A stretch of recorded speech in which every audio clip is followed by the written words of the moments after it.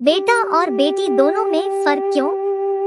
एक रात को सोते सोते अचानक से जोर से खांसी आने लगी, जिसकी वजह से मेरी आंख खुल गई। तभी दूसरे कमरे से आवाज आई, मम्मी आप ठीक हो? बेटा, मैं ठीक हूँ, तुम सो जाओ।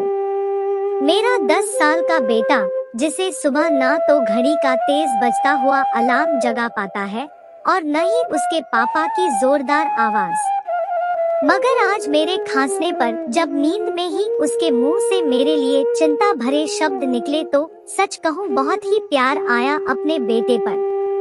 वैसे तो यह पहली बार नहीं था जब मुझे उस पर इतना प्यार आया।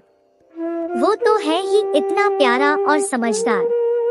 एक पूरे भाग दौड़ भरे हफ्ते के बाद रविवार की एकमात्र छुट्टी में भी जब वह मुझे घर के काम करते हुए देखता है तो गुस्सा हो जाता है। वह बार बार बस यह कहता है, आप क्यों करती हो इतना काम? इसका उत्तर तो मुझे भी नहीं पता तो चुप ही रह जाती हूँ। बस यही कोशिश करती हूँ कि जल्दी से जल्दी सारे काम निपट जाए। सर्दियों में जल्दी ढलती मेरी शाम ज्यादातर रजाई में बैठकर स्वेटर बुनने में ही निकल जाती है। मगर मेरा बेटा मुझसे भी ज्यादा खुश होता है, क्योंकि उन दिनों मेरा इस तरह आराम से बैठे रहना उसे बहुत अच्छा लगता है। अभी कुछ ही दिन पहले की बात है, 2 दिन लगातार बारिश में भीग जाने की वजह से मेरी तबीयत थोड़ी खराब हो गई। उस दिन मैं जब घर वापस आई तो मेरे सर में थोड़ा दर्द था। बिस्तर पर लेटते ही आंख लग गई और सीधा शाम को ही खुली। जब मेरी आंख खुली तो मैंने सामने देखा कि मेरा बेटा अपने फेवरेट बाउल में मेरे लिए मैगी लेकर खड़ा था। मेरी तो आंखें भर आई।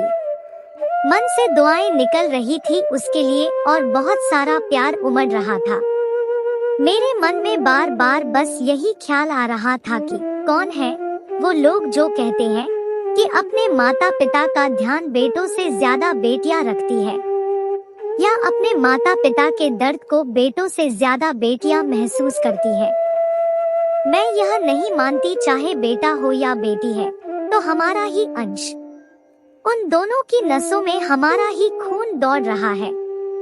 तो सिर्फ बेटियां ही माँ बाप के ज्यादा करीब कैसे हो सकती है और बेटा उनसे दूर कैसे हो सकता है?